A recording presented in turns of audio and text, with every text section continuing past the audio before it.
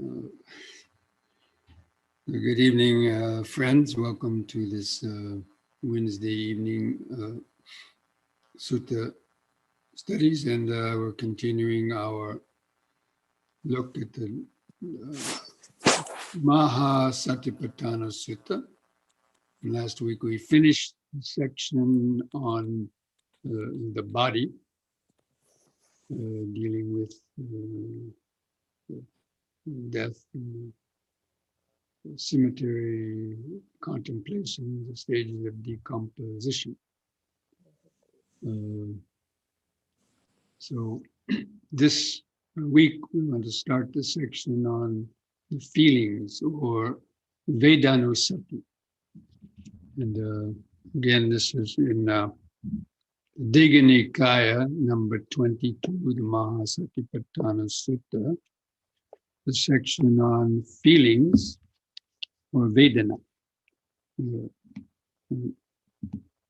Vedanusati, the contemplation of feelings. Now,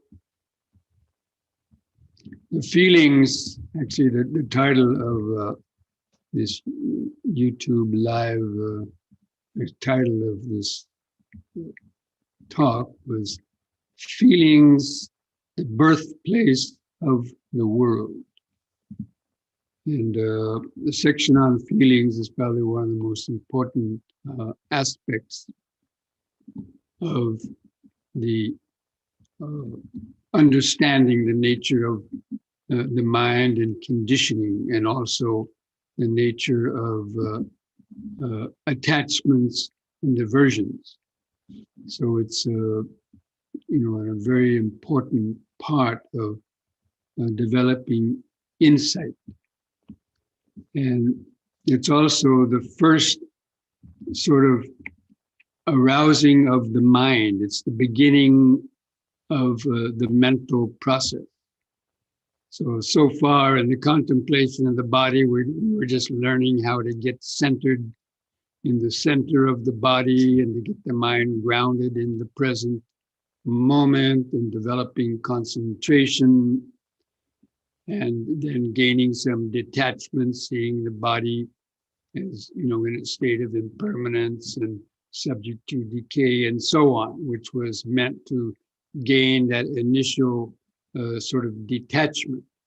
But it was primarily concerning with, the material body itself. Now, with the section on feelings, we are beginning to now focus on the mental process. And feelings is also one of the steps in the Paticca Samuppada. Means dependent on ignorance arise volitional formations, dependent on volitional formations arises consciousness, dependent on consciousness arises the mind and body, the six senses, and then contact. And then dependent on contact arises feeling. So, and basically feelings are, have three tones to them. There's the pleasant feeling, the painful feeling, and then neither painful nor pleasant feeling. So normally we call that the neutral feeling. And these belong to all six of the senses. So feelings arise through the stimulation of any one of these, through any of the senses, these three feelings can arise. In other words, when you see something, that object can produce a pleasant feeling in you. It can produce a painful feeling or an unpleasant feeling. And you might just ignore it and it doesn't really trigger off anything. It kind of just is, so it's a neutral feeling. It doesn't cause any reaction. But most of our reactions come from wanting to hold on and enjoy the pleasurable feeling, or to get away from and struggle to get away from the unpleasant feeling.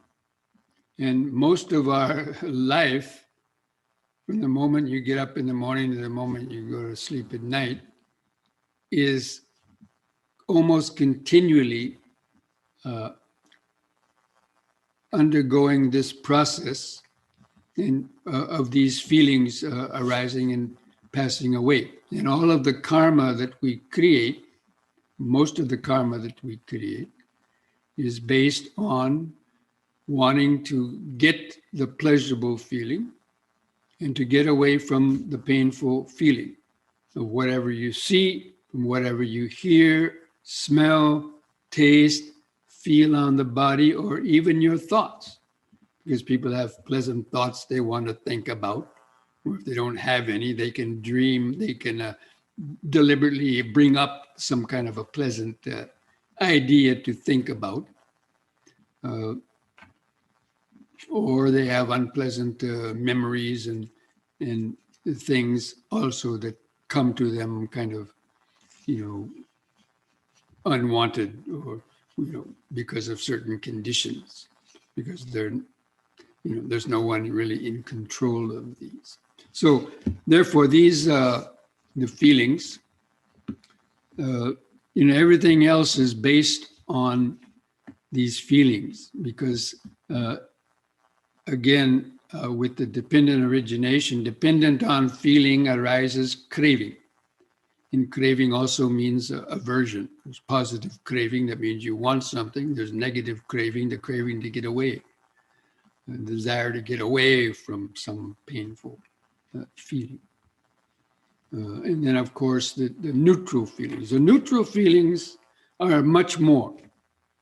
The things that actually cause us pleasure or pain are probably small in number to the number of neutral feelings that pass unnoticed, kind of in the back of our mind. Or they're very faint objects that don't really grab our attention. Or sort of like white noise is stuff that you get used to that no longer attracts any desire or any aversion. But in terms of how they affect our life, these the pleasant and the painful feelings are which we then develop craving and aversion for, and then all of our other karmic activities, as we'll discuss later. So I'm going to just read this section of the sutra. And how, monks, does a monk abide contemplating feelings as feelings? Here, a person feels a pleasant feeling. He knows that it's a pleasant feeling. Feeling a painful feeling, he or she knows that, this is a painful feeling. Feeling a feeling that is neither painful nor pleasant, the person understands this is neither a pleasant nor unpleasant feeling. Although usually we don't even notice those feelings going by, so probably you're not really, making these kind of judgment calls. Oh, this is neither a painful nor unpleasant feeling. It's just that simply they don't grab your attention. But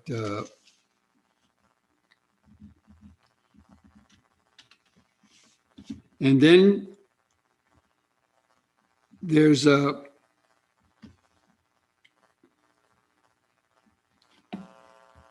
what is called feeling a pleasant sensual feeling. He knows that he feels a pleasant sensual feeling.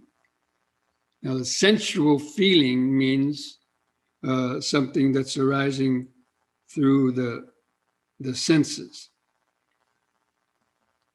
And feeling a pleasant non-sensual feeling, he or she knows that they feel a non-sensual feeling. So here the Buddha is bringing up these terms of a sensual feeling and a non-sensual feeling, or sometimes they translate it as a worldly feeling and non-worldly feeling,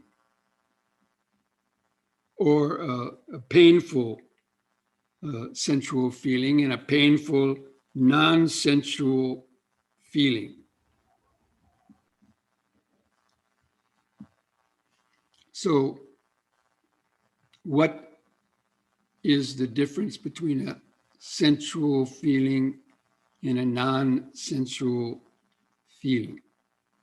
Now, like a pleasant worldly feeling would be a feeling arising through, the physical senses, because it belongs to the world, sort of the external world. And non-sensual feeling, a pleasant non-sensual feeling would be like the piti or the sukha that you experience in meditation, because this is not really belonging to the world as such, not because it comes from deep within the consciousness. It's not dependent on something you hear, see, taste, or smell, or touch. It's only when you've gained samadhi. So normally these arise only when you gain the jhanas, or even they can arise in,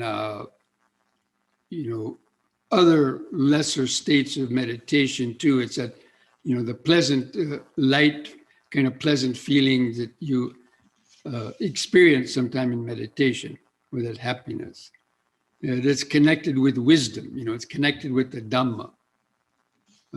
So that's considered a non-sensual, pleasant feeling.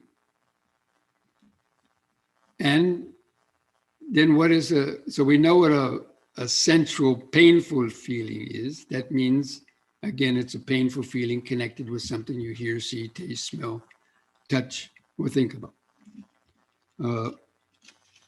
Now, a non-sensual, painful feeling is described in the commentaries as,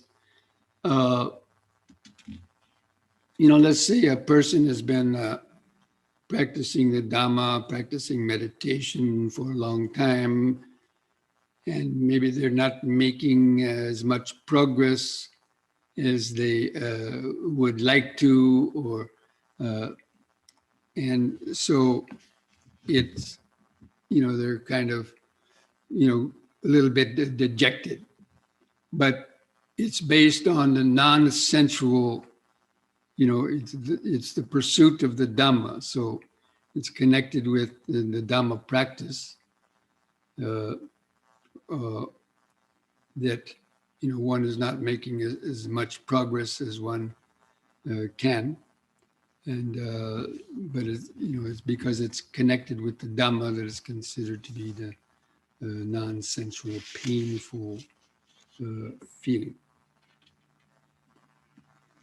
Or a feeling that is non-sensual, that is neither painful nor pleasant.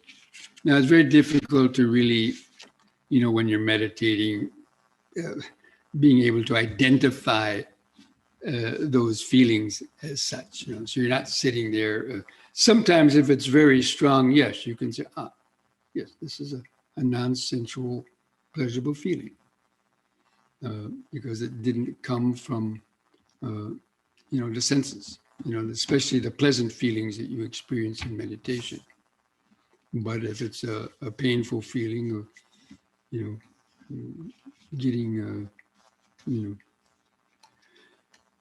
kind of sad because you're not making enough progress.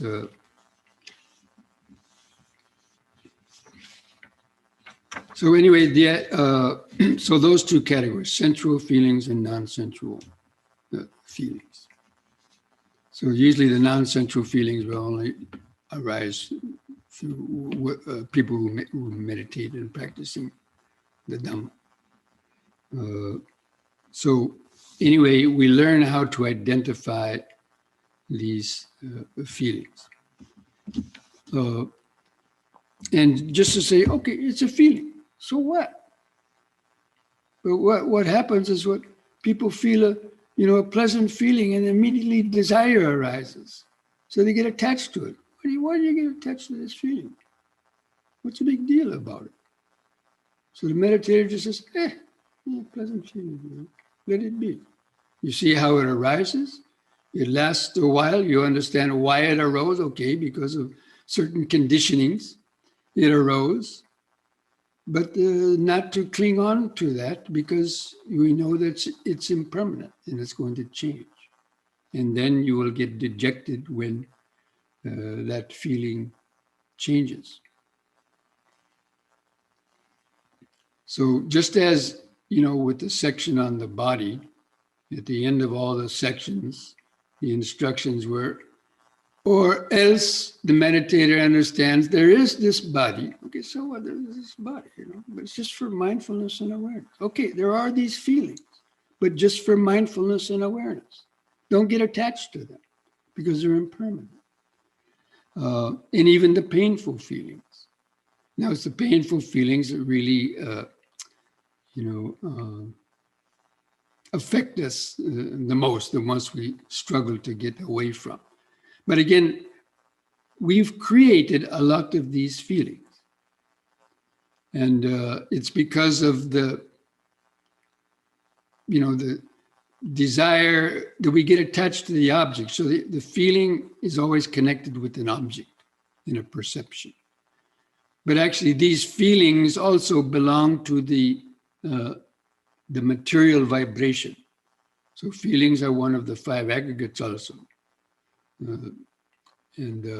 So is the body and feelings are the first 2 of the 5 aggregates also. In the mental, all of the material vibrations, as we've already studied in the last few weeks, the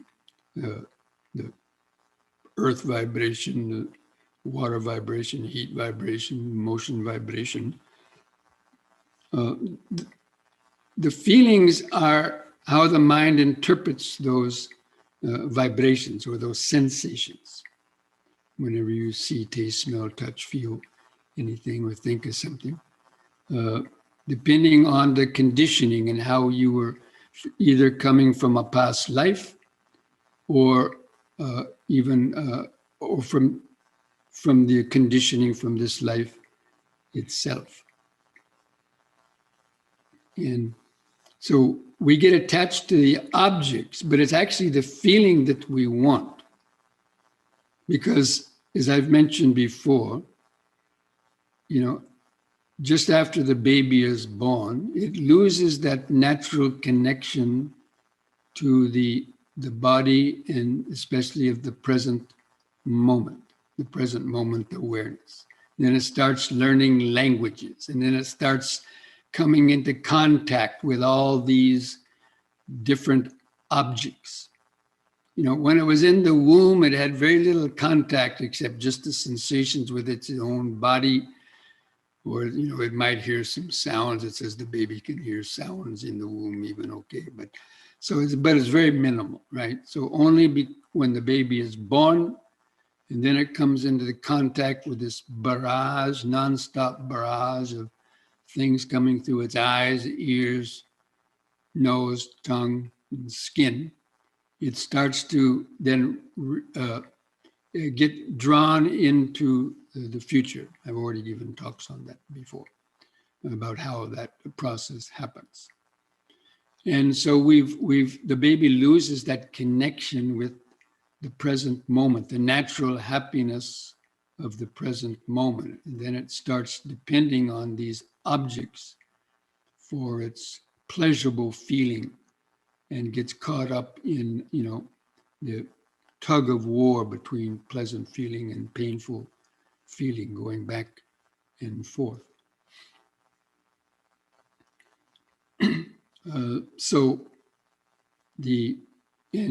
That continues our whole life. We, get, and the feelings are that we attach them to an object. So from perception.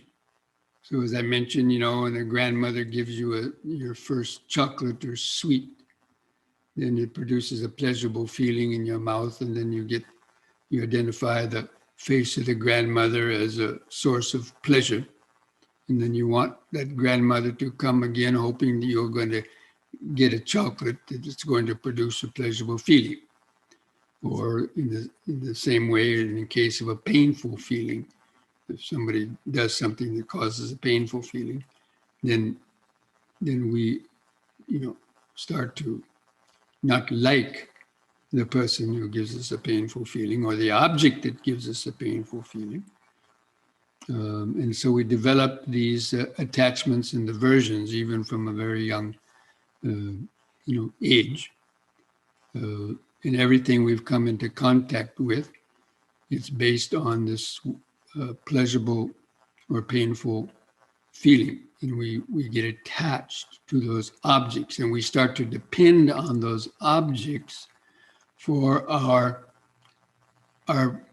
well-being. I mean, that's what we live for. We start to live for the pleasurable feeling from external objects from the world.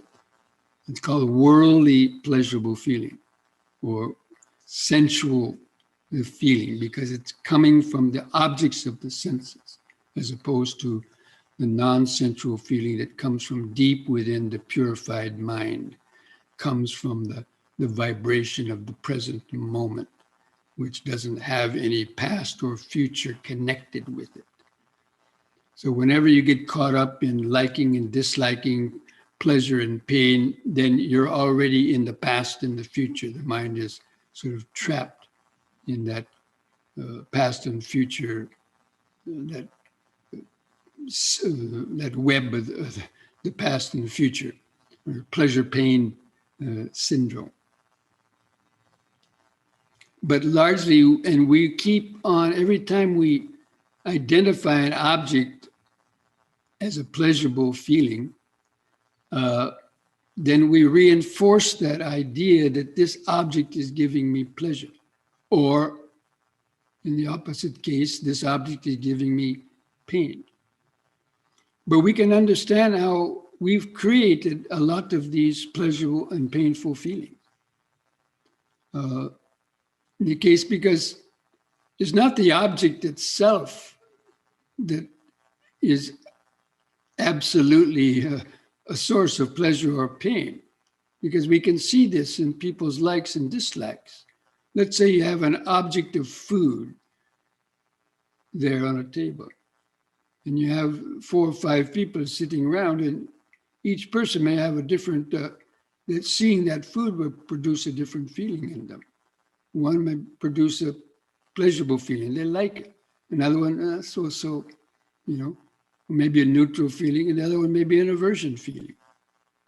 So if that particular fruit had any absolute or inherent, pain or badness to it, then no one would like it, right? But some people do and some people don't. And this can be then extrapolated onto everything that we ever come into contact with. Sounds, people like certain kinds of music, they don't like other kinds of music, certain smells, tastes, body feelings, and even thoughts. So everyone experiences them in a different way. That's why the objects in themselves don't have any inherent pleasant or painful quality except for what society and ourself has trained ourselves to give that object. And it's very difficult to change those ideas afterward. And that's why, it says it gives the feelings are the birthplace of the world, because actually, feelings are the first thing when you have the contact. And then the first moments of hearing, seeing, tasting, smelling, touching, these vibrations, these feelings are starting to arise. And then we're identifying them as these objects. If there weren't any feelings coming through the senses, basically you would be in almost an unconscious state, or you'd be in a super deep state of meditation that you'd be basically oblivious to the world going on around you. Now that may be good for meditation for a while, but you can't live a regular life in that kind of a state. So that's why I, mentioned that feelings are the birthplace of the world, because in some other sutta, the Buddha defines the world from the Aryan standpoint as the world of seeing, smelling, tasting, touching, feeling, and thinking. It's not the physical earth. The world isn't the physical earth or the solar system, but it's how our mind creates the idea of the world through the material vibrations and the feelings that are triggering off the mind in its frantic pursuit of pleasure and avoidance of the pain. In equanimity, or the neither painful nor pleasant feelings are normally connected with equanimity, but that is a very advanced level of meditation as well. Now, at this point in discussing the feelings, I usually tell my famous sort of avocado story just to illustrate this phenomenon about feelings and the getting attached to the objects. But these feelings can be changed with the right attitude. So what used to give us a painful feeling could in the future give us a pleasant feeling. And what gives us a pleasant feeling now could in the future give us a painful feeling. Like, with certain relationships, a certain person might have given you pleasurable feelings when you first met them, and sometime later they may start producing unpleasant feelings in you because they are changing or you are changing. And so these states are impermanent. But anyway, coming back to the avocado story. So when I was a young boy growing up in California, I hated avocados, but my mother used to serve them for dinner. And just when my mother said, "Oh, we're having avocados for dinner," that would send a sort of a shiver up my spine. Oh no, my gosh, avocados. And then when I sat down at the dinner table and I actually saw them, my mother brought them to the table, another kind of a negative reaction arose. And then when I had to smell them and then taste them, I had some kind of gag reflex, and I really didn't like avocados. And I don't know why. But my father and brother and mother, they loved avocados, right? They were the same avocados. And but I suffered a lot. But fortunately, we had a cat that liked avocados. So I used to feed the cat the avocados under the table when the parents weren't looking. My mother made me finish the dinner, eat everything on the dinner before I could go and watch TV. So all the other family members finished their dinner and went to watch television in the den. And I suffered looking at these avocados, and I kept feeding them to the cat. And then I went and told my mother, "Look, Ma, I finished my dinner." She said, "Ah, good little boy." So what that made me do? I told a lie, right? To my own mother. So that's the thing. Because of our attachment to our feelings and taking them to be something real, we'll do unskillful karma. That's the whole point, really. That it's the attachment to these feelings that drive people then to kill, cheat, steal, pillage and plunder and so on. Knowing that we've created these feelings in our mind. But let me finish the story. So later on, when I went to India and I started learning about the mind and how the mind creates a lot of these things, creates its own suffering. And then there happened to be some avocados available there in India, down where I learned yoga in South India and later in Sri Lanka. And I thought, oh, I'll test this Dhamma, see if I can change my attitude toward avocados.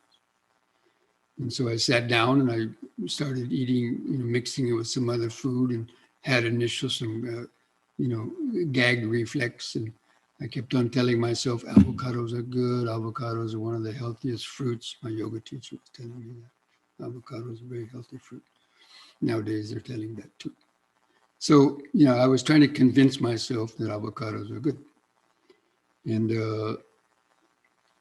in mixing with some other food and holding my nose in the beginning. But after a few days, gradually, I could, not hold my nose anymore. And little by little, stop mixing it with so much other food to dilute the taste. And then gradually, I changed my attitude. I began to get a neutral feeling to them. And then actually, I started to like them. Now I love avocados. But that's why people bring avocados all the time. But anyway, that was a lesson for me to see that these feelings that can be changed, and they're created largely by the mind. If the feelings couldn't be changed, we'd be doomed. We couldn't practice meditation. We couldn't achieve enlightenment. But the fact that they're impermanent, and the objects that produce the feelings are impermanent. So therefore, the Buddha has us contemplate these feelings and to try to develop an equanimity toward them. And we don't deny that they're not there. Yes, okay, the meditator is aware, this pleasurable feeling is arising in me now. But it's just a pleasurable feeling. And it says, they contemplate feelings in the feeling. So there's all these feelings arising, and then these certain prominent ones stand out. So you're contemplating a particular feeling within all these sensations that are continually coming and going through our consciousness. And it's only the strong ones that grab our attention. And so by contemplating how did these feelings arise, and the object that produced these feelings themselves are impermanent also. And to understand the strong conditioning of that and how we get attached to the world. Again, we think it's the objects that we want in the world, but actually it's the feeling that we're after. The object only delivers the feeling. And so that's why as long as the objects continue to produce a pleasurable feeling in it, we say we like it or we pursue it. But when those objects stop producing that pleasurable feeling in us, we'll either develop a neutral feeling toward that, or it might turn into a painful feeling, such as with a very common thing is the relationships between people, right? As long as your friend or your lover or whatever, continues to produce a pleasurable feeling in you, then you will continue to, like them or, see them.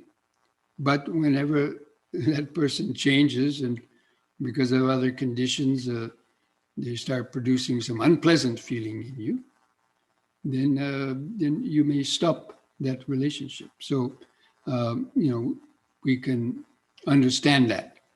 And so it's not really the object that we're after. But people get attached to the objects, right? But you can see young kids like certain things and they grow out of that. It's just a stage. The whole life we've been changing the kind of things that we do or we like, right? When you were young, you did certain things, you liked certain music, but then you grow out of it or that changes and you do a lot of other things. More things, other things bring you happiness. So that's just the nature of change. So anyway, this meditation is about learning how to be aware when that urge of a pleasurable feeling, that urge to want to cling to a pleasurable feeling arises, or a painful feeling, you just identify it. And you try to, especially the painful feelings, you try to relax around them. In meditation, especially in the beginning, probably there'll be more painful feelings than pleasurable feelings. Because until you get used to the sitting posture and sit for a longer period of time, the painful feelings in the body, or the other distractions, maybe the boredom or just wanting to do something else, painful mental feeling will predominate. But later, as you develop your meditation, then the number of pleasurable feelings may then start to increase.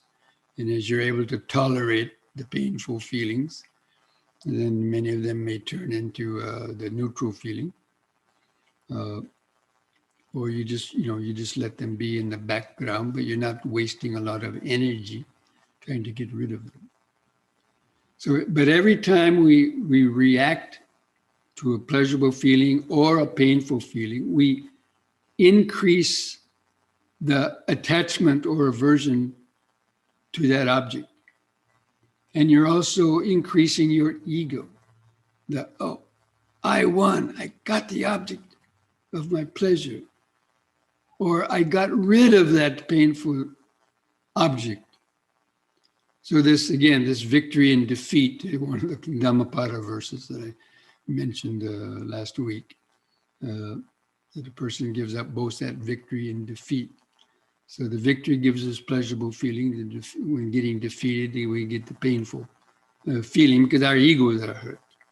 So every time you exercise and that desire for pleasurable feeling or painful feeling, it increases subtly the sense of I.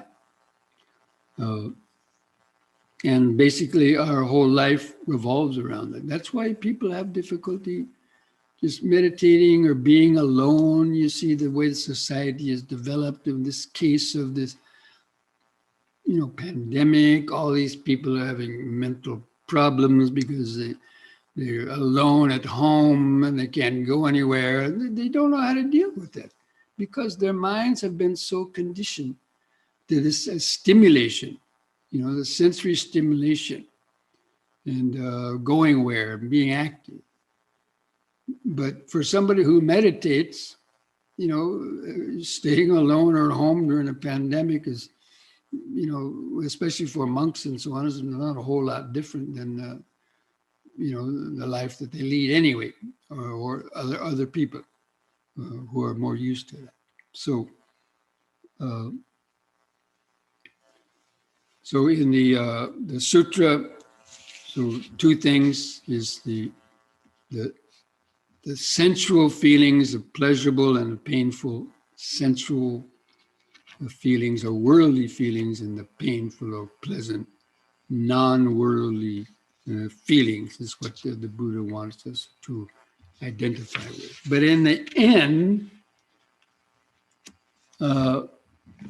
again, the section on insight, so he abides contemplating feelings as feelings internally. He abides contemplating feelings as feelings externally. That means when you yourself feel a feeling, that means you're feeling it internally. But we can observe somebody else grimacing because of pain. You can assume, right? You can't actually feel the person's pain, but when a person is grimacing and holding their wound or crying, you can assume that this person is experiencing a worldly, painful feeling, or they're happy to see their long lost friend or get their pet back. A worldly, pleasurable feeling. Now, there's nothing wrong with these feelings, but it's getting addicted to them, and develop attachment and craving. That's why in the Paticca Samuppada, dependent on feeling arises craving, dependent on craving arises grasping, and dependent on grasping arises becoming. Becoming means the creation of the karma, that those habits and desires are becoming stronger every time you react to these feelings. And the person contemplates the arising phenomena in feelings, so the person understands how these feelings arise because of contact.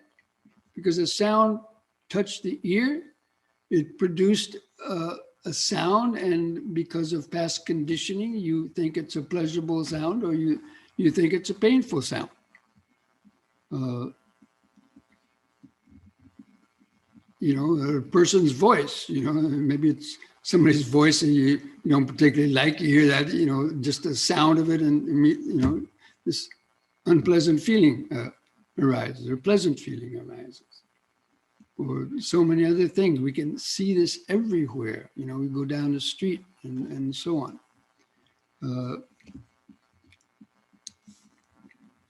So the meditators are aware of how these feelings arise and how do they cease. Well, when the contact ceases, the feelings generally cease as well, although they go into the unconscious mind and then will arise again as a habit. Next time the same or a similar object is contacted. Or else, there's feeling is present to him, just to the extent necessary for knowledge and awareness. So again, if you don't want to go through all that, what is a sensual feeling? What is a non-worldly sensual feeling? If all that sounds too complicated, or else, just there is feeling, whatever it is he's aware of that feeling, and he detaches from it,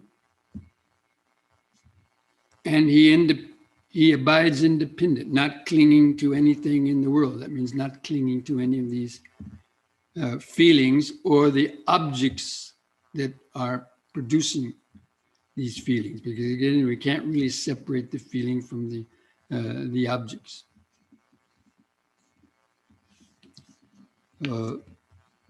Because it's from the feelings that also trigger off all of our follow-up mental states and thoughts. And that's why it's important. And that's why the contemplation of feelings comes right after the contemplation of the body. Because all these feelings are arising from the material vibrations that are coming through the senses. The four elemental vibrations. And then that is what then in the feelings, combined with the vibrations and the feelings, produces our perceptions and then our thoughts. That's why this is a step-by-step and a gradual training. If you can't overcome the feelings, it's impossible to be able to give up your thoughts and other things like that. So this is all a very gradual kind of training. Okay, so it's a very big subject, and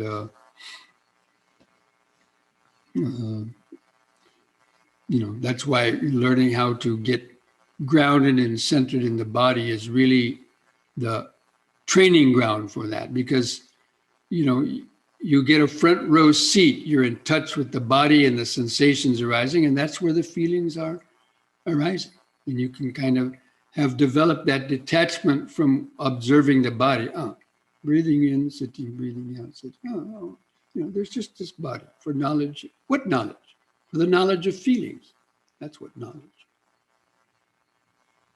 So we're aware of the body to the extent for developing knowledge and awareness. And the knowledge is the knowledge of feelings and how that triggers off our mind and creates the world, basically, through all these vibrations and feelings that are emanating from the sort of the unconscious and so on, the memory, and producing the whole world of perceptions and so on. Okay, so let's see if there's any question that came up in this.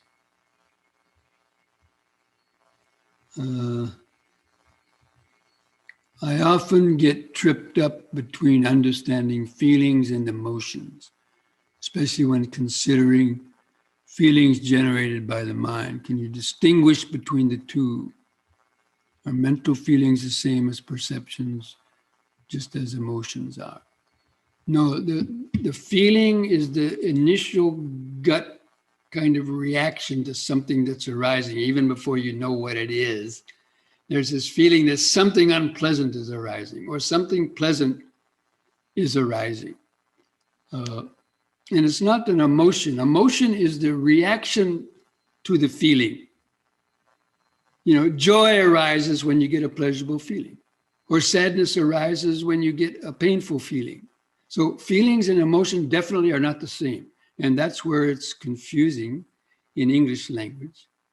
That's why the Vedana is a very specific word in the Pali, but generally you can't find anything better. So, people are saying, how you feel today. They usually talk about emotional state.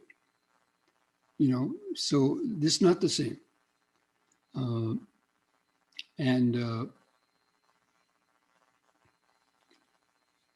It's the perceptions arise based on the feeling is the perception, but then again, the emotions are connected with the perception. When you see a good friend or something, then the emotion of joy or happiness or love or whatever might arise.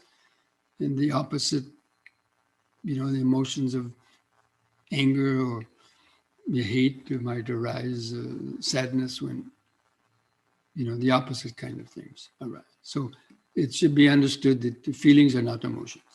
They lead to the emotions, but they're not emotions in themselves. The emotions come under the sankara. Was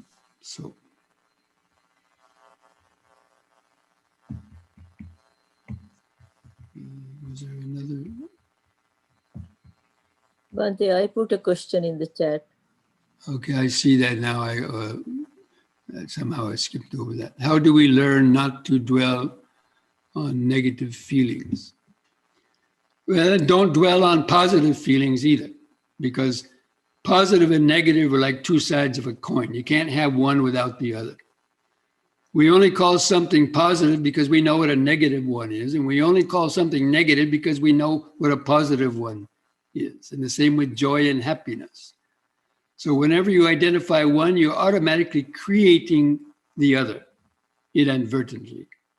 So that's why in the practice of Dhamma, the practice of meditation, we give up both this attachment or identification to joy and happiness and try to develop the equanimity. And so therefore, so one point is, don't also get attached to the positive feelings. But, ask yourself, why do I have this negative feeling? And in every case, it will come back to I. Well, I'm not feeling well. I don't like it. I'm sad. I'm lonely. I don't know what to do. All these things, everything is connected to the sense of I and self. And that's why we get, it's as long as you still have that feeling of self, then it's going to be very difficult not to dwell on the feelings, because our whole self has been identified with these feelings. And that's why first we have to try to also get the attachment to the body, because all these feelings are in our self, our I is connected to this body in our life. We remember, when I was a kid, this happened to me. When I was a teenager, this happened to me. When I was in my 20s, this happened to me. In my 30s. So, every single thing in our life, basically, we are identifying it as, I am this body and I've gone through all these things. And that the whole point in developing insight meditation is to understand that this whole thing is a conditioned process. And ultimately, there's no ultimate owner or controller of it. And it's largely running through the power of the past, karma and conditioning. So that is the right understanding from the Dhamma point of view. Okay.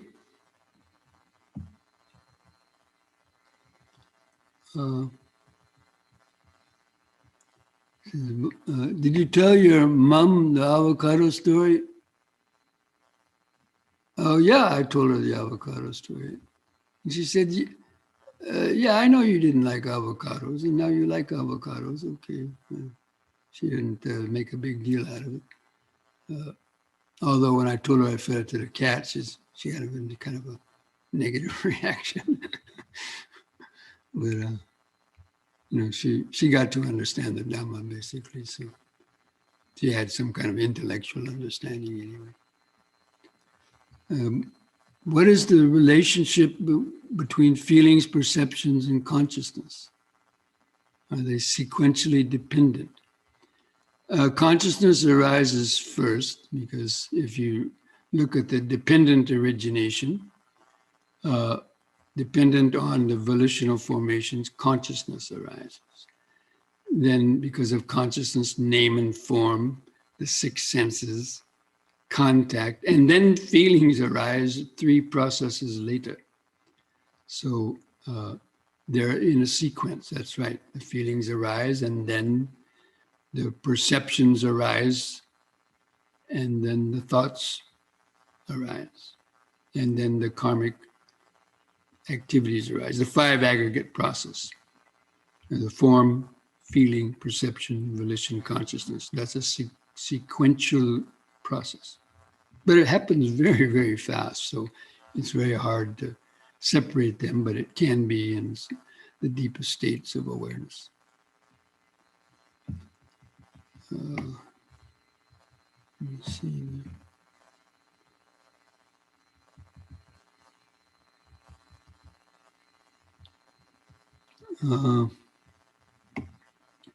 So you may have talked about it already. How can we see feelings through the vibrations?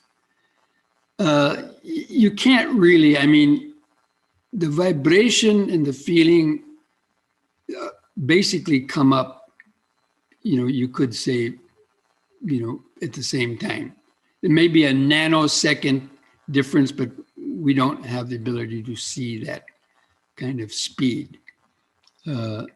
But it's, the vibration is what the feeling causes the feeling. Some vibrations we term that's a pleasant vibration.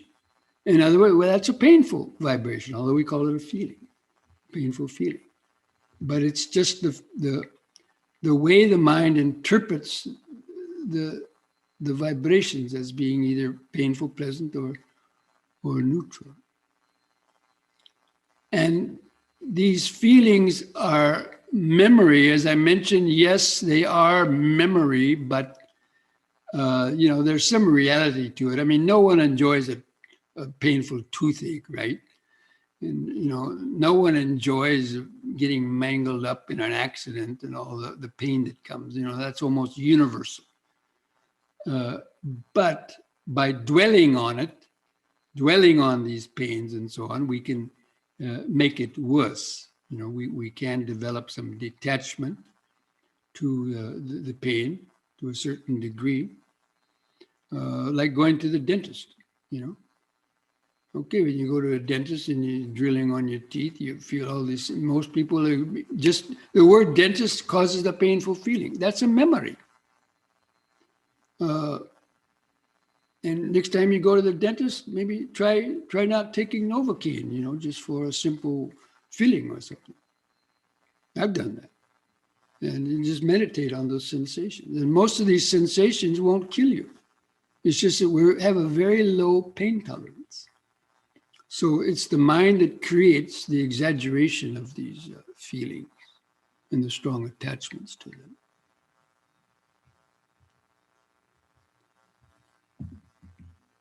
Okay, friends, I think we want to finish this session now, the question session, and take a short break, and so we can come back and do a few stretches and then meditate, right? Get a direct look at these feelings. Okay? So we'll see you back in a few minutes.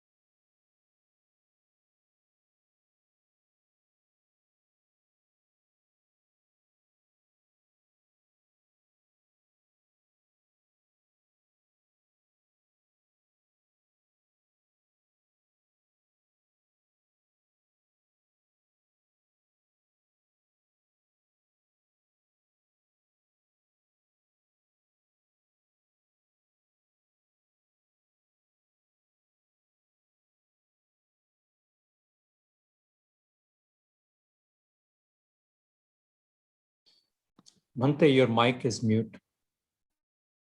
Your mic, that computer mic.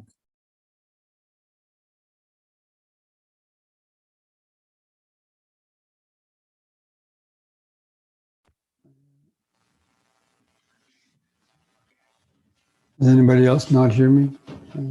Now it's good, Bhante. So let's begin some deep, slow breathing. Feel the relaxing contractions of the out breath. See if you can notice a pleasurable feeling in the deep, slow breathing.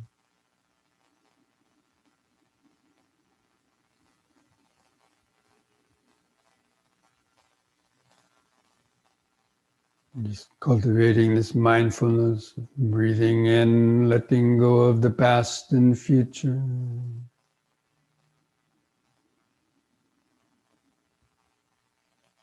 Breathing out, standing here and now. Breathing in, letting go of the past and future.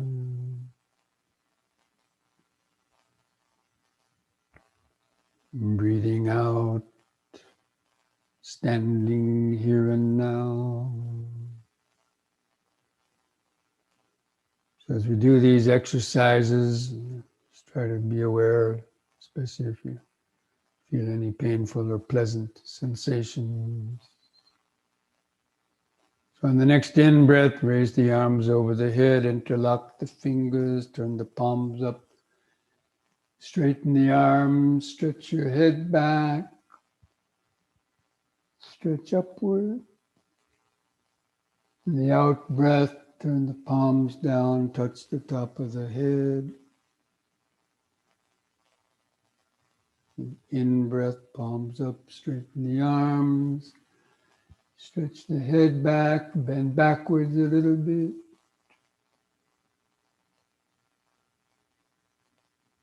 Out breath, touch the top of the head.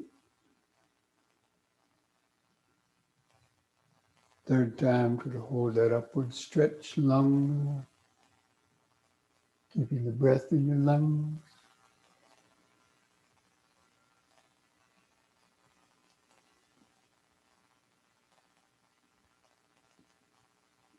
And release the fingers in the out breath, arms back to the sides.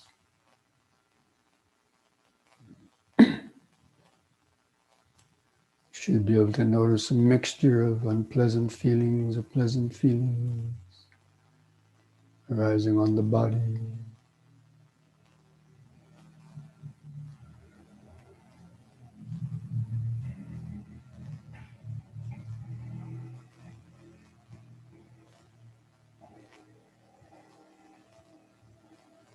Just be aware of standing, standing.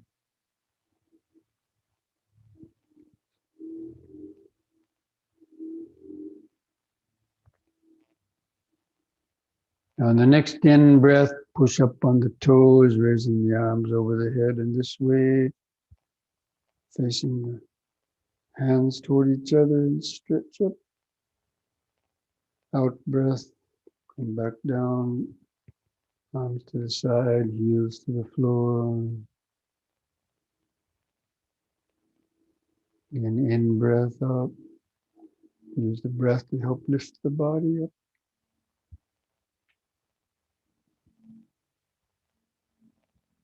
Out.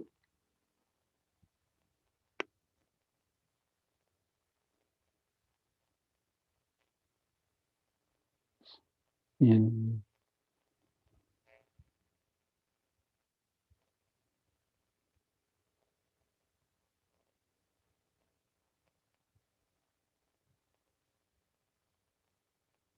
Out.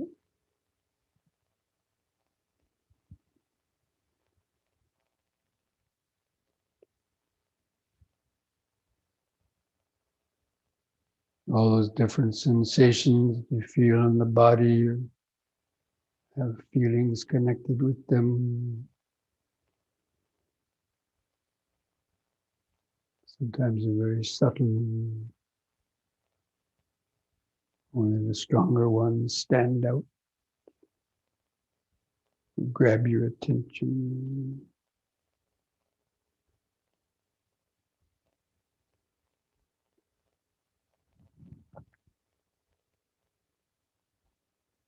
Like where the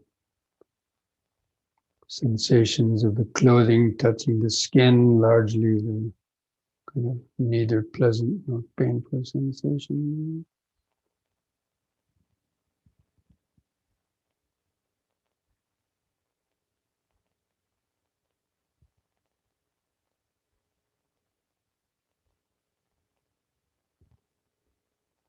Just let your thoughts come and go in the background, in the back of the mind.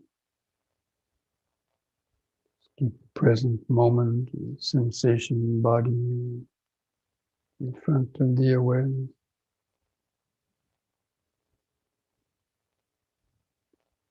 Okay, next we'll do the side bendings. On the in-breath, use both arms up. Keep the fingers and arms straight, close to your head, parallel to each other. On the out-breath, bend over the right side. Feel the stretch inside. In-breath, lift up. And the other side, out-breath.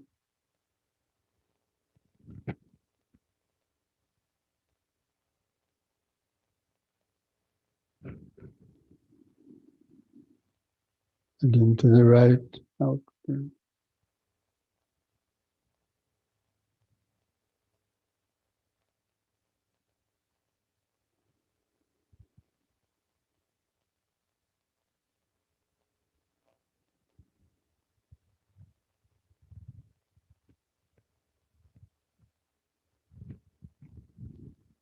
Once more to each side.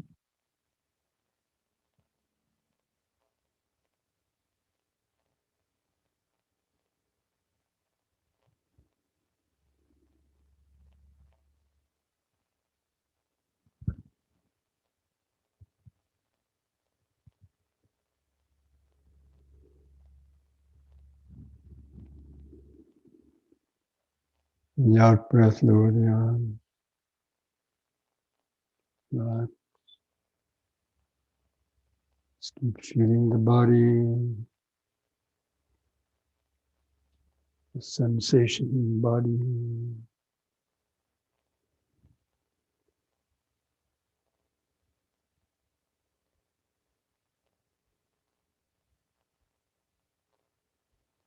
Just try to cultivate that idea of being a sensation body, body of sensation.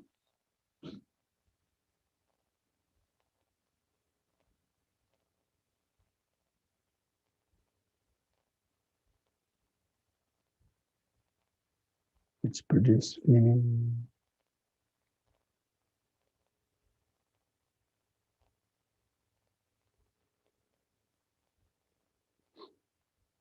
We now spread the legs and feet apart.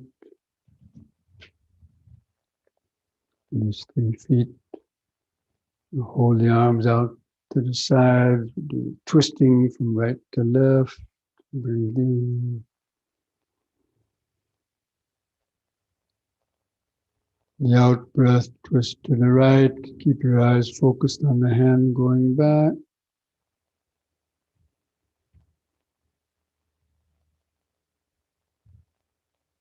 In breath, front. And the other side, out breath.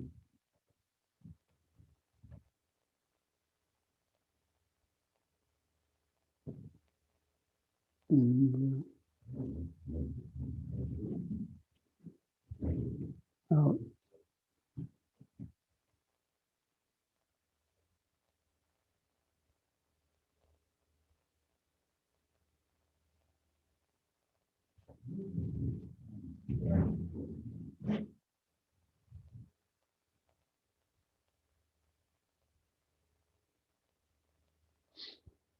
Once more to each side.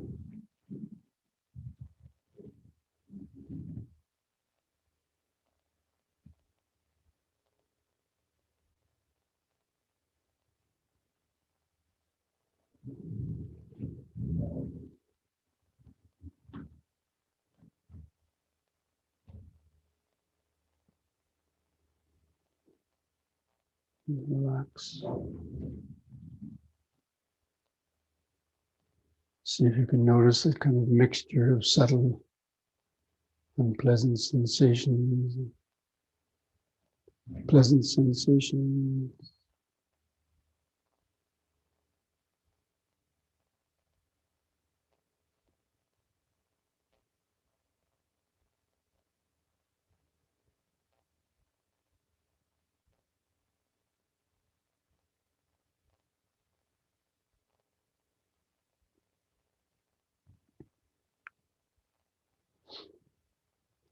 And keeping the legs apart, we do the forward and backward bending. Breathe in.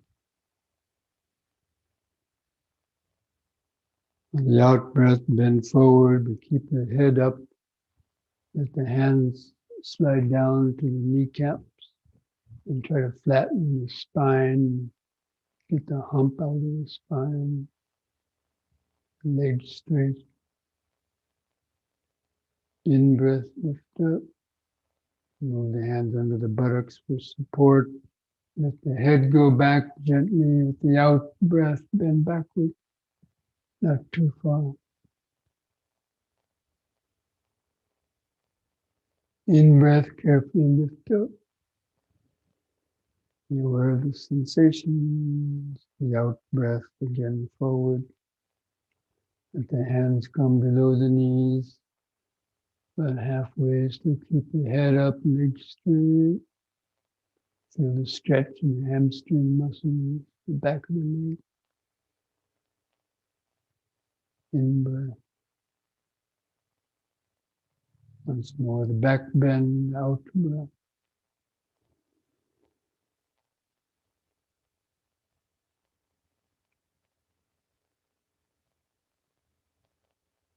In breath.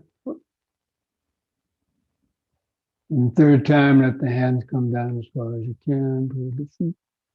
Still keep the head up, legs straight. And hold that position a little longer, feeling the stretch in the back of the leg.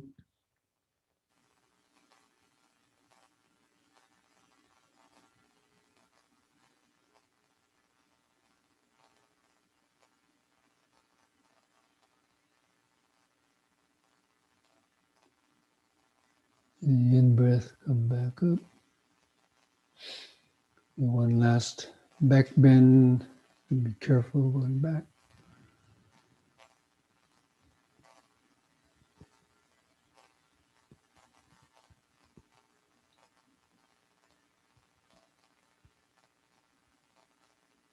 In-breath, up. And the out-breath, just relax. Close the eyes. Just feel all those internal vibrations,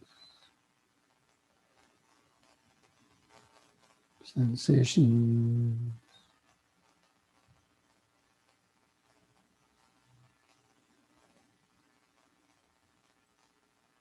Should be able to detect some subtle pleasant sensation, a neutral sensation. Once in a while, some unpleasant sensation.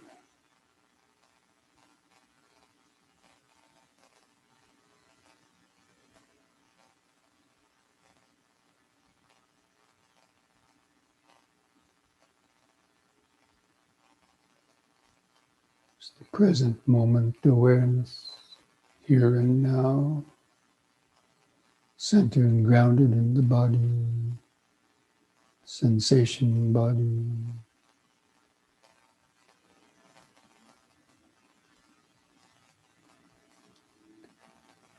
can now bring the feet back together. You can just feel the whole body.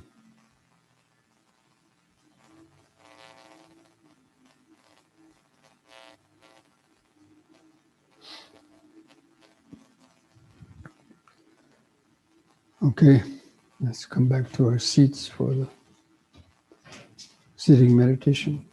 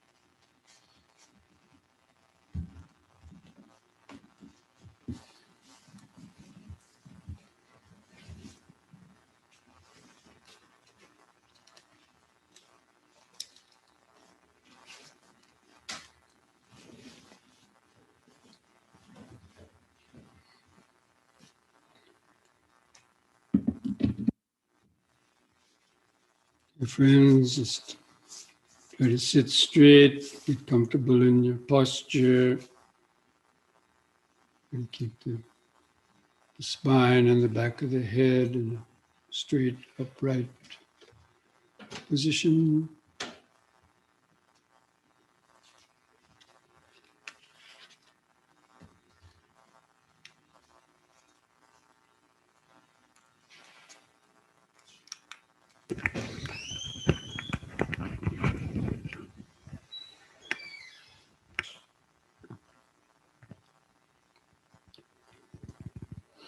Just feel the weight of the body pressing the floor. Just bring your total attention down to feel where the buttocks press the seat. Just feel that contact, that hardness, earth vibration.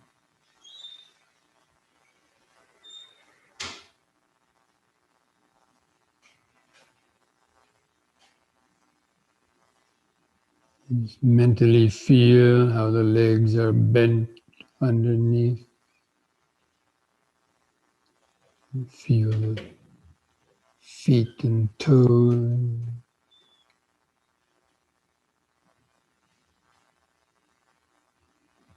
Just cultivate the idea of this sensation body.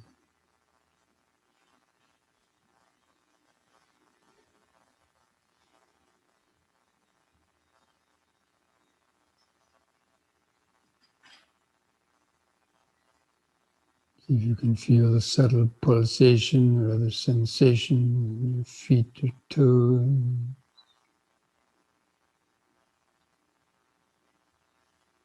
Might be some pleasant sensation, maybe a painful sensation or some neutral sensation. Like the blood pulsing in the artery.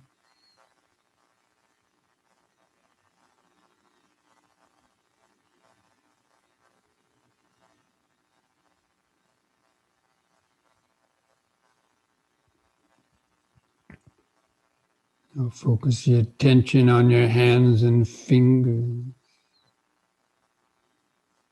Feel the sensations in the hands and fingers, the thumbs.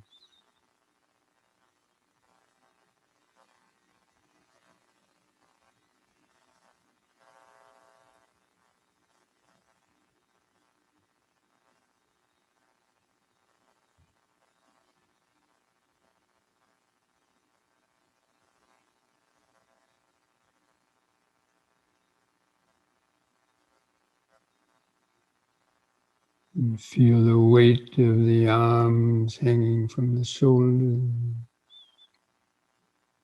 Relax the shoulders. Feel where the clothing touches the skin of the shoulders or arms or chest.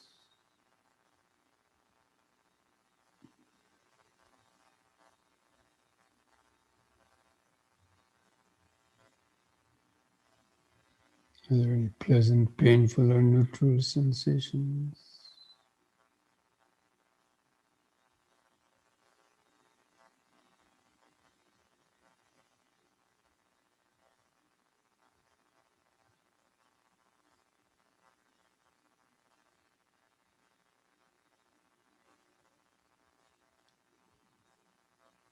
Now move the attention to the base of the neck.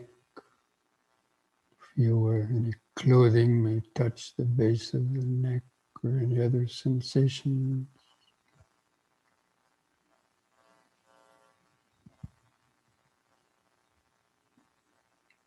Maybe inside the throat.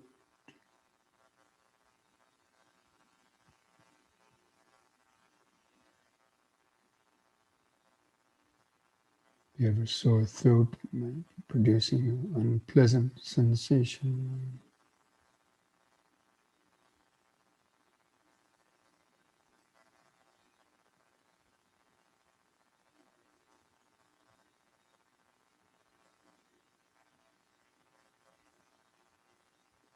Now moving the attention up to feel your lips touching together.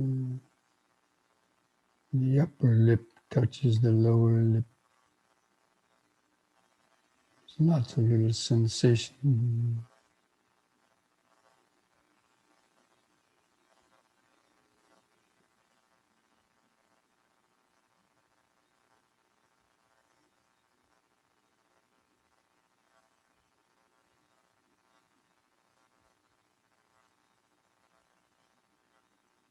And feel the tongue laying in the mouth, where the tongue may touch the teeth.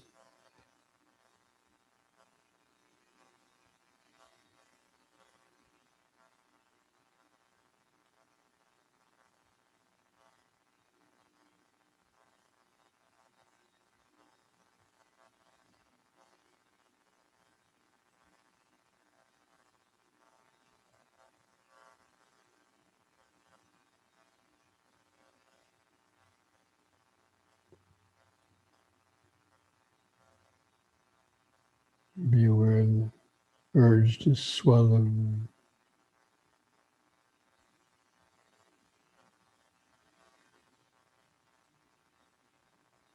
Unpleasant sensations. We want to swallow to remove the unpleasant sensation.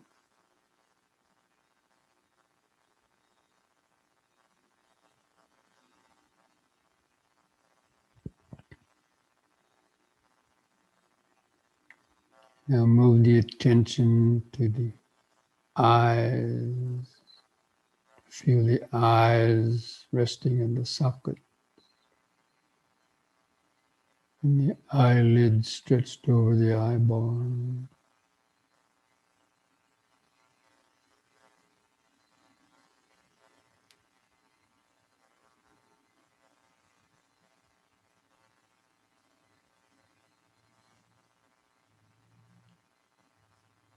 Feel the subtle eye movement.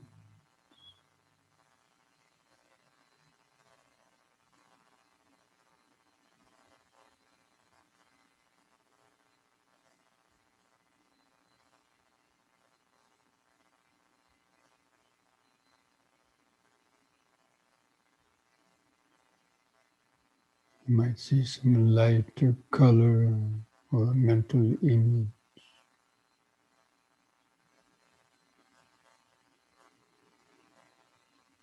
that produces any pleasant or painful or neutral feeling.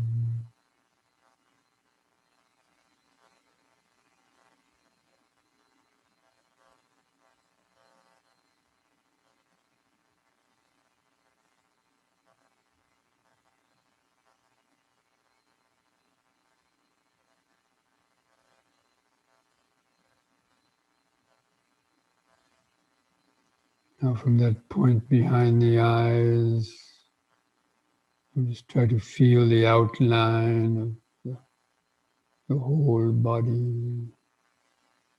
Sort of turn on the interior video camera. Just feel the sensation body. That's all you really feel, are just sensations. The idea of a body as a perception arising through memory.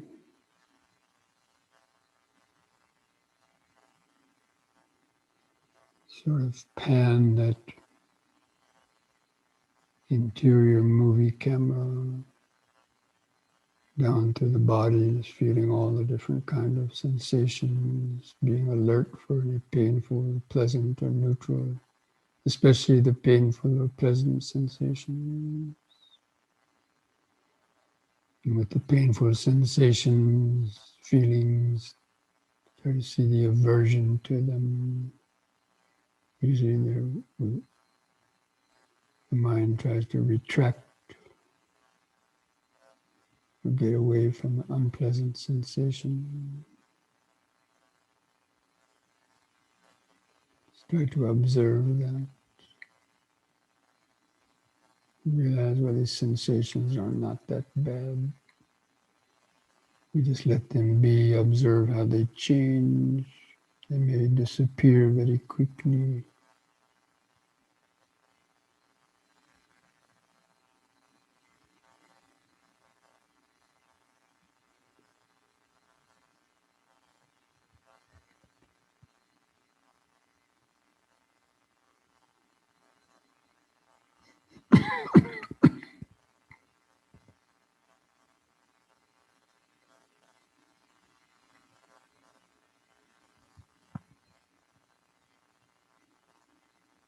Then begin taking some deep, slow breaths to feel the more exaggerated expanding and contracting sensation of the abdomen, rib cage, and chest. Hold the air in the lungs for a few seconds. Feel or imagine oxygenated oxygen going through the body, and feel a relaxing contraction of the out breath. You might feel a pleasant sensation on the relaxing out breath.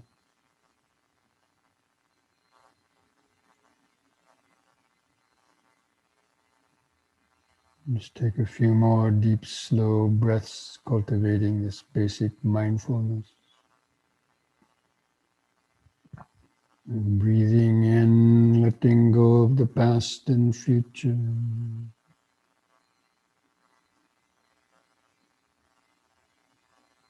Breathing out, sitting here and now.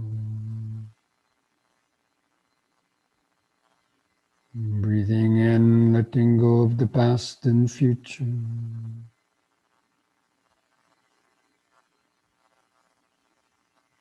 Breathing out, sitting here and now.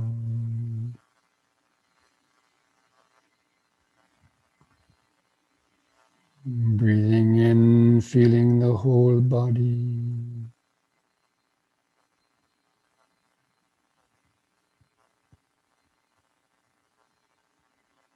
Breathing out, feeling the whole body.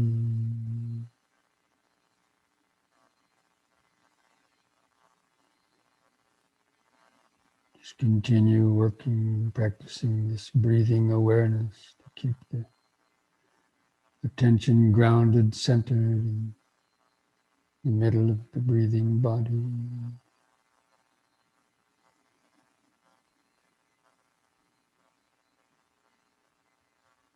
If you want to count the breaths from 1 to 10 on your own, you can. If you need more concentration, just simply try to keep the attention focused on the outline of the body, the breathing in the middle, the body in the body, the breathing process within the larger body.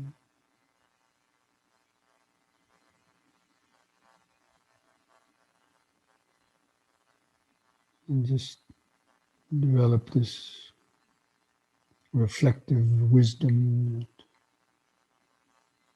this body is just composed of all these different material vibration, sensation. It's just a sensation body.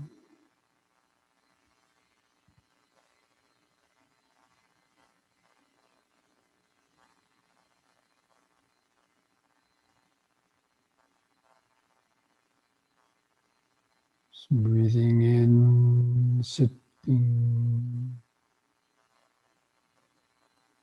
Breathing out, sitting.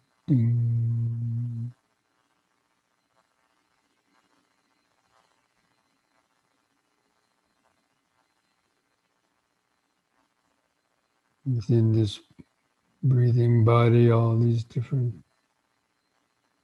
material vibrations the feelings, pleasant, generating pleasant, painful, or neutral feeling.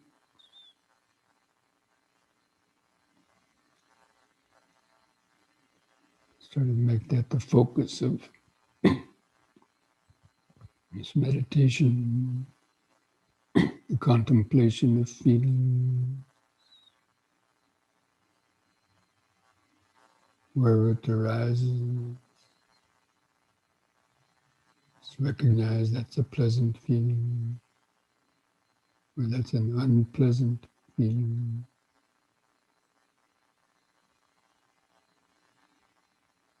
Anything that's not a pleasant or unpleasant feeling is by default a neutral feeling.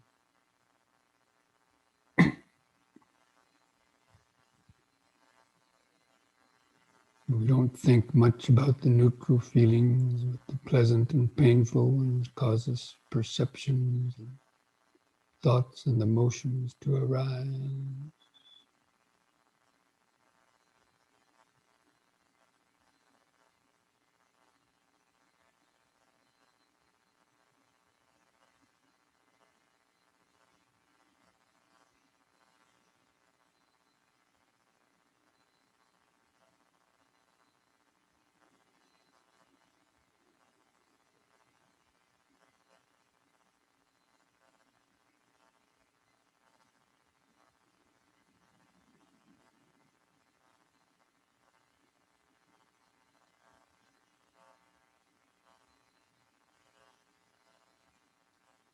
Of course, if the mind wanders and gets caught up in thoughts, you might have a painful or pleasant feeling based on thought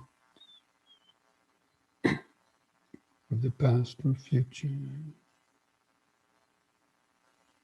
Just let them go. Keep coming back to the body. Breathing in, sitting. Breathing out, sitting. Breath by breath,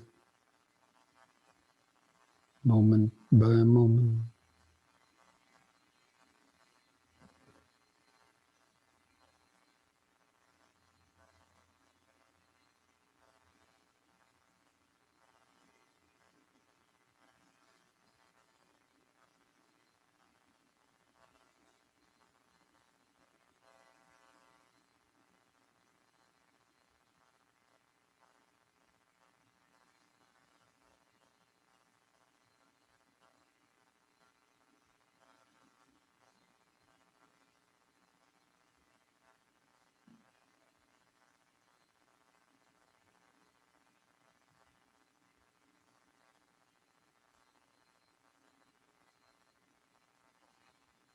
Any pleasant feeling arises based on from the concentration or awareness. Understand that as a non-sensual, pleasant feeling.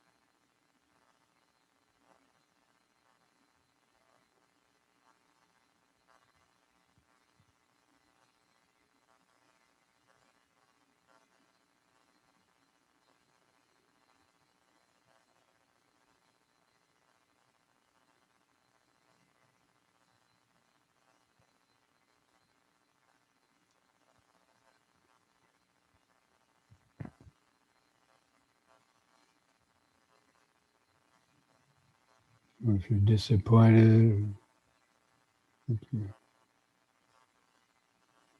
can't reach concentration, understand that as a non-sensual, painful feeling.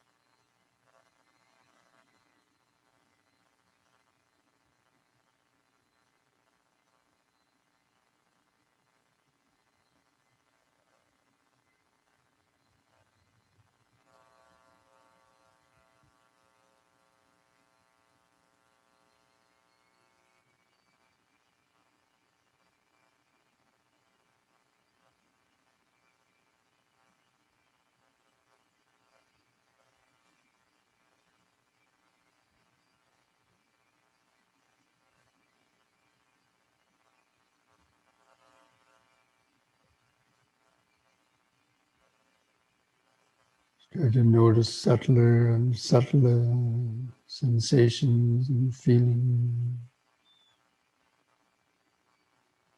coming and going,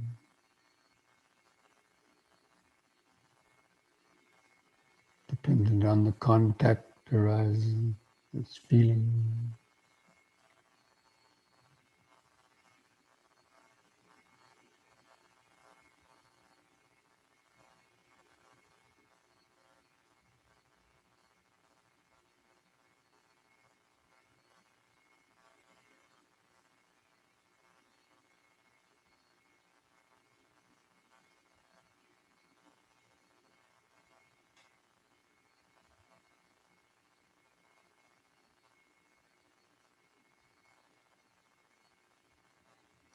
Especially be alert for the painful feelings arising,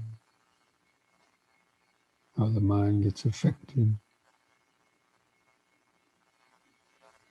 what kind of thoughts or worries arise from the painful feeling.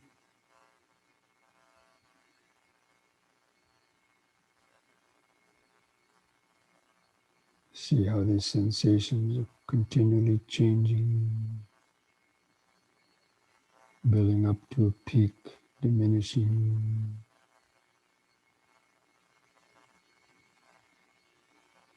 vanishing.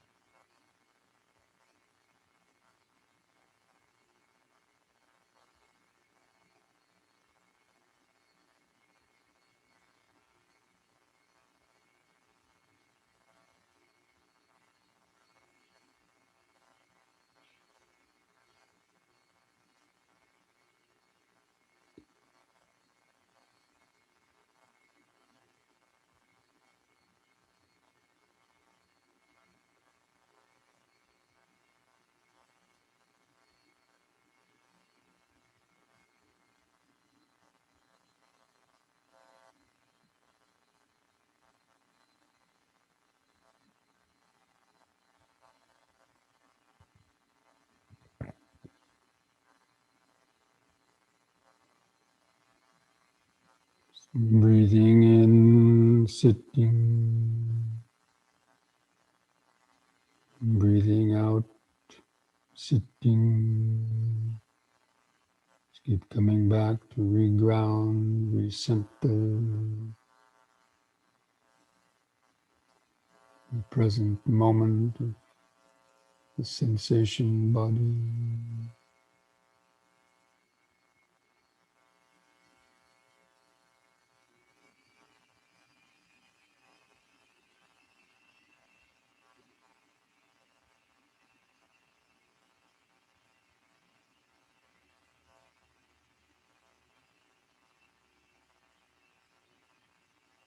Just understanding this body, these sensations, these feelings exist just to the extent necessary for cultivating awareness and deeper knowledge,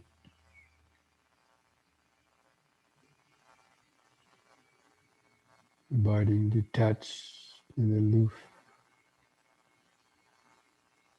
from all the worldly stimulation.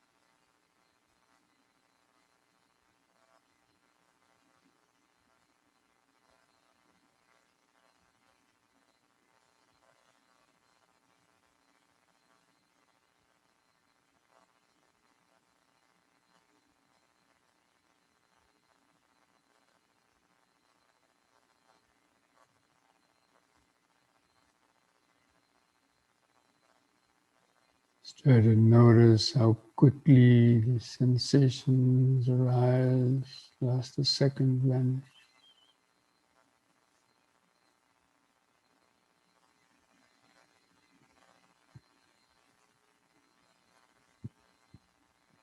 It's like water bubbles appearing and disappearing on the surface of a river.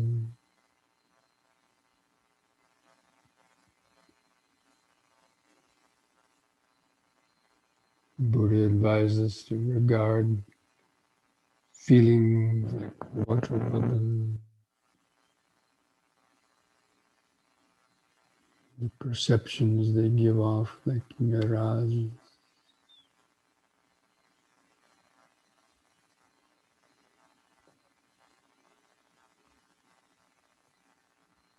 Just empty mental imagery.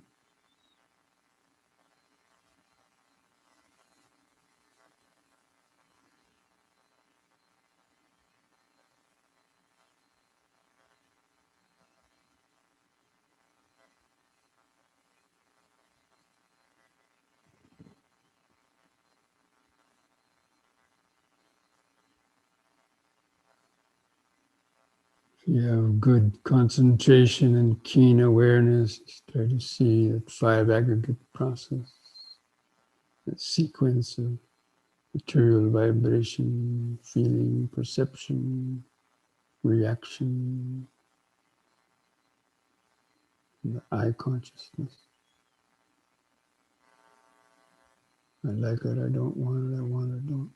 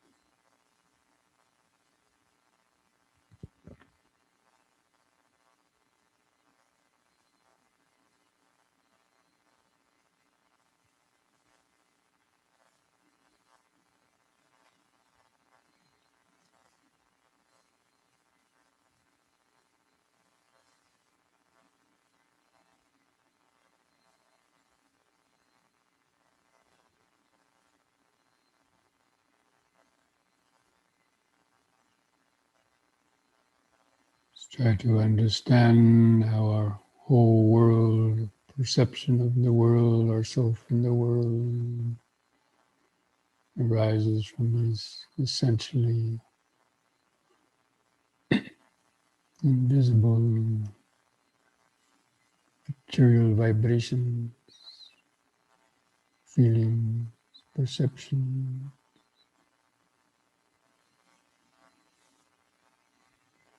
thoughts, emotions, sense of this is happening to me.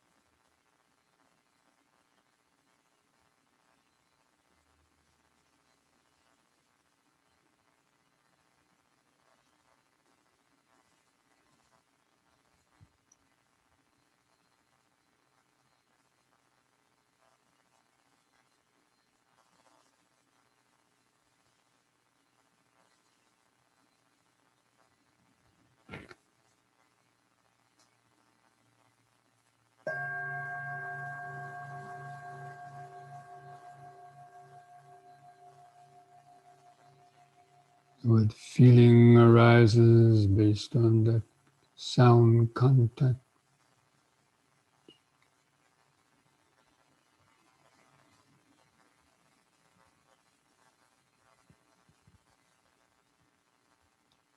Sabbe sankhara anicchati.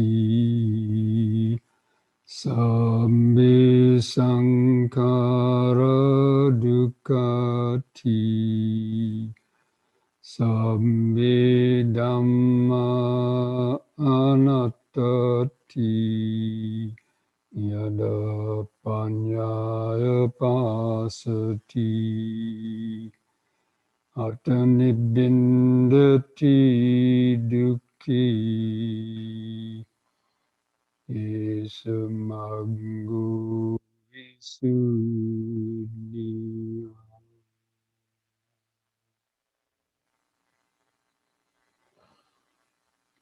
All conditioned things, the five aggregates in this body, mind, and the world are impermanent. They arise only to quickly vanish. And all impermanent things, if tightly clung to with ignorance, bring suffering.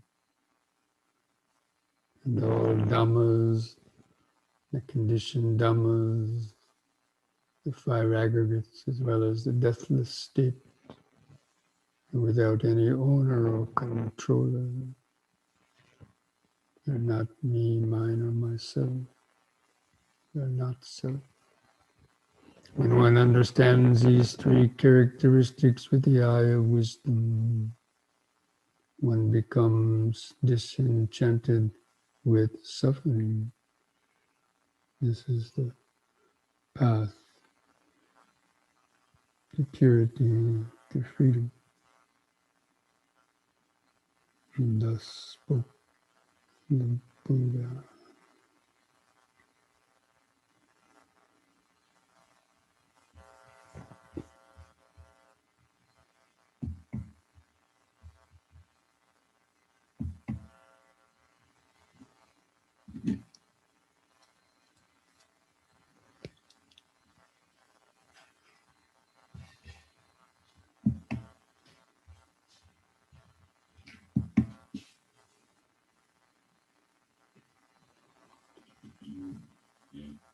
You now take a deep, slow breath.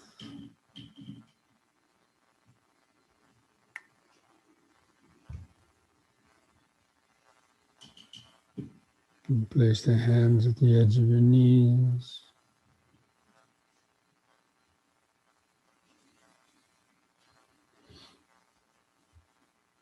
On the next in breath, stretch your head back.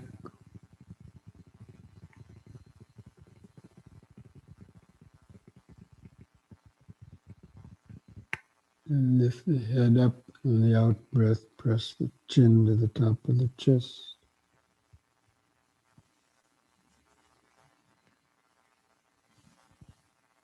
And lift the chest, chin up level on the in breath. Relax on the out breath. And to finish, those like to chant sadhu 3 times. You chant sadhu 3 times slowly.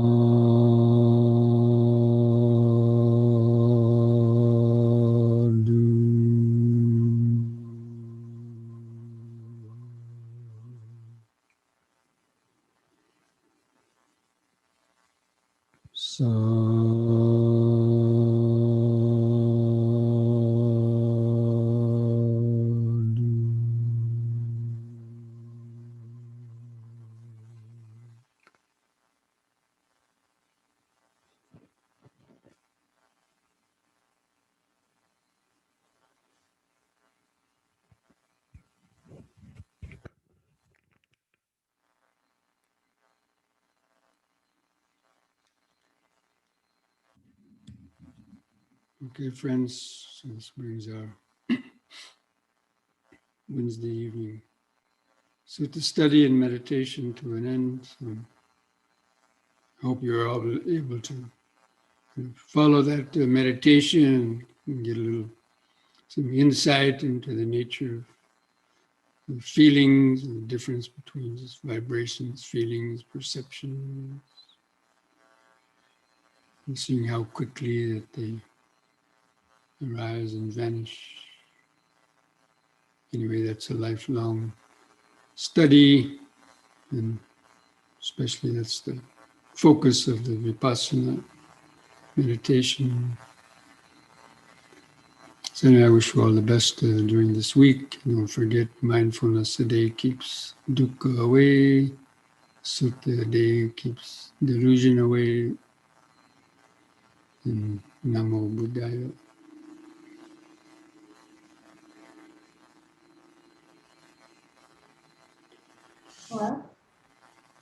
Namo Buddhaya. So Nasanka, you might be happy to hear that the bathroom is nearing completion. Okay. Thank you, Bhante. And when we get it finished, painted and so on, the last finishing touches, I'll send you a photo. Sadhu, sadhu. Sadhu. with the plaque. Okay, friends. So wish you all the best this week. And again, next Wednesday, actually, next Wednesday, we have our Wesak and Memorial Day retreat starting. So we're not going to have the next Wednesday Siddha study. And probably we're not going to be, I don't know, I haven't decided yet whether we're going to put any of this on YouTube live. Maybe not just the opening night, but on Sunday, and a week from this, not this coming Sunday, but the week from Sunday. Then instead of the 2:00 Sunday program, the normal Dhammapada study, I'll be giving a talk on Wesak. That will be at the same time at 2 p.m. over Zoom on Sunday. And if we broadcast anything else on Zoom, I'll send an email out on that weekly newsletter thing that I send out to make any announcements about that. Okay, but at least on the Sunday, a week from this Sunday, we'll have the normal program, but a week from Sunday. So those same 2:00 Sunday program will continue. It's just the Wednesday one, the interrupted 1 week. Okay. Thank you. Thank you, Bhante. You're welcome. Thank you, Bhante. Thank you. Teruvan saranai Bhante. Everyone said, and the Triple Gem blessings.